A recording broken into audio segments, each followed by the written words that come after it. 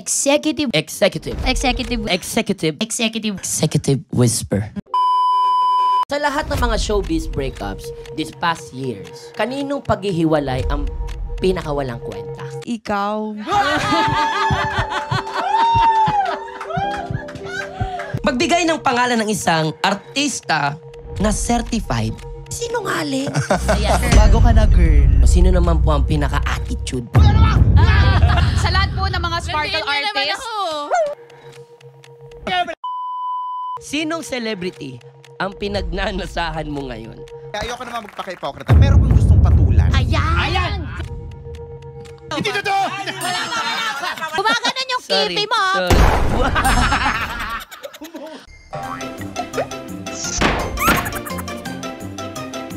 Ano naman para kay Kuya James? Kuya James, tanong ko naman sa'yo, sino ang stand-up comedian na nakaalitan mo?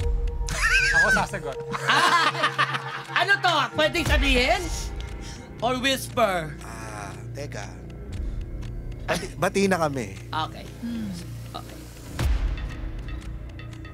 Baka pag sinabi mo mag-away kayo ulit. Teka lang, isipin mong mabuti. Hindi, sa mga nangyayari ngayon, pinipilit ko na lang na walang maging kaaway. Si Alex Calleja. Oo, talaga ba? Anong nature ng away? Palawigin mo dali.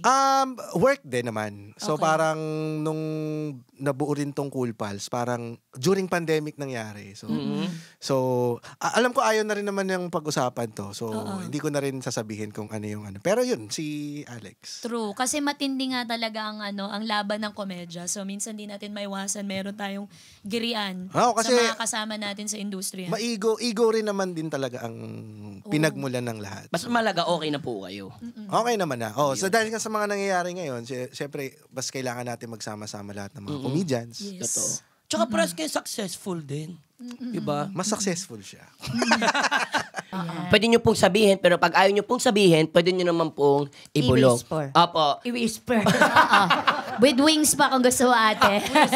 May mga nakalista po kami mga tanong po dito. So, ready na po ba kayo? Ready. Okay. Sa mga nakatrabaho mong artista, kanino ka napipikon currently yung ngayon? Yung pinakapag nakikita, ito na naman si ano?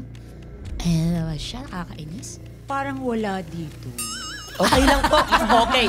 Mas okay. Akala ko parang wala dito. Hindi wala dito kasi mababait talaga mga tao dito. Oo nga, totoo nga. Pwede mong bulong sa akin, ate. Sige na, hindi ko sasabihin. Executive Mamaya. whisper. Mamaya, Oo. dito na lang. Tapos hindi ko sasabihin sa mic. Kasama talaga to sa pro. Wala yung TF daw pag wala to. Sinabi ka agad. Tumayo na. O, go. Sasali ako.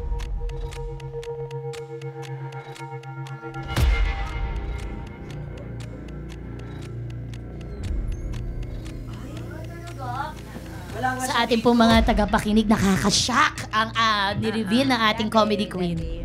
Actually, marami sila dito. May pagkaganon. Oo. Bakit po, Tichona po ba siya ganun? Marami silang ganun. Kultura, siguro, tingin ko. That's right. Kultura.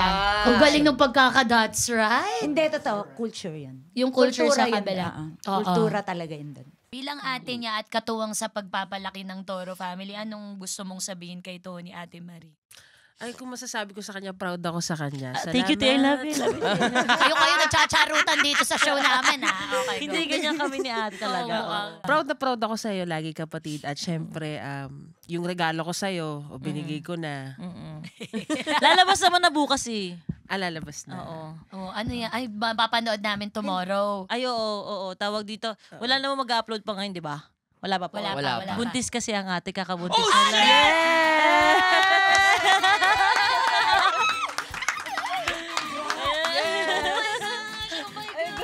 Buntis na siya. Kakakaano lang namin.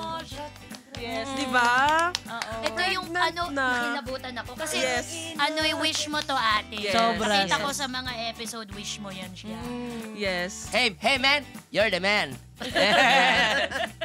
Nakakaloka. How does it feel, ate? Finally. Parang ano? Biglang bumalik doon sa ano. Diba? Sige, ate, how does it feel? Sobrang saya, hindi ako makapaniwala na siya lang pala, isang 21 lang pala yung makakapaniwala. Hindi, yung siguro yung sobrang blessed yung pakiramdam ko, Lord, maraming salamat. Binigay mo tong magandang regalo sa akin. And yung suporta ng buong pamilya ko, kapatid ko, buong Toro family, pati mga babies, nararamdaman ko. So ngayon, pinupuno ko yung sarili ko ng pagmamahal. Kinakalma ko yung sarili ko, wag maging pakialamera para hindi ako ma-stress. Ganon. Huwag mag-overthink. Huwag mag-overthink ng mga Oo, bisa-bisa. Oo, wala na bisa-bisa. Wala na. Pero ngayon, masaya lang talaga ako kasi iniisip ko yung lola ko, iniisip ko yung mga na gusto niya rin yun para sa akin, na hindi ako mag-isa, na meron akong baby na lalabas na kulot. Ganon. Yung ganon, yun yung nililook forward ko. Happy ako. And alam ko yung kapatid ko, happy rin siya para sa akin.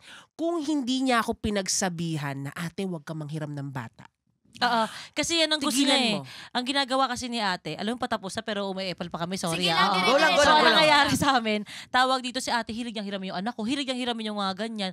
Alam mo, sabi ko, hindi niya pa ako mag-gets. Minsan may mga sinasabi ako na hindi niya gets na para rin sa Masasaktan kanya. ako kasi. Kasi ba't ay pahiram sa akin yung bata? Hindi. Alam mo, ginawa niya, na-bored siya. Nag-live siya sa TikTok. Nakilala niya.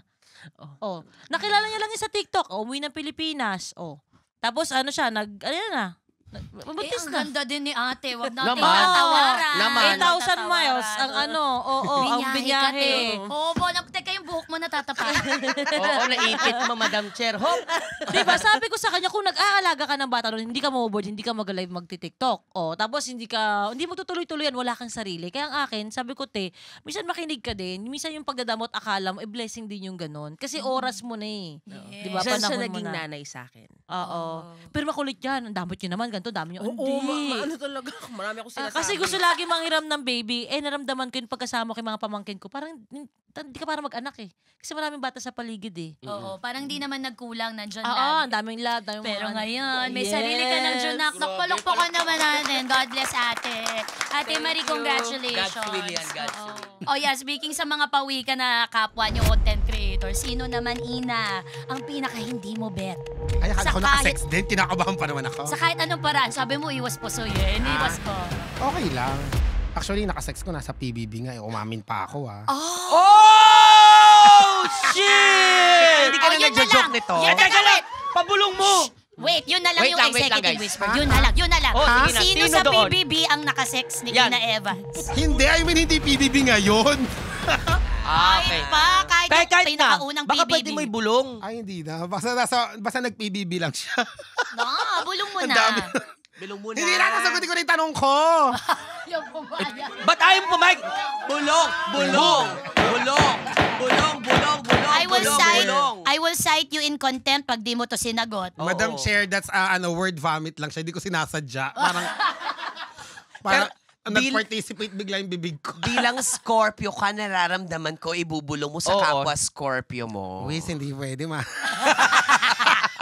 Ano may ka? show siyang, Ayoko. Show siya ngayon. Pwede, we respect your Yes, decision. yes, sir. Pwede naman, pwede naman. Ah! Hindi ka namin pipilitin na Nakakaloka. maayaw mo. Totoo pala talaga tong show na to, no? Na mapapaamin ka kahit ayaw mo. Oh, dali, sino ng content creator ang hindi mo bet? Yan na lang sagutin Hindi ko bet. Hindi mo bet. Pwede mo. Actually, madami-dami, pero siguro yung isa sa iritang-irita talaga ako.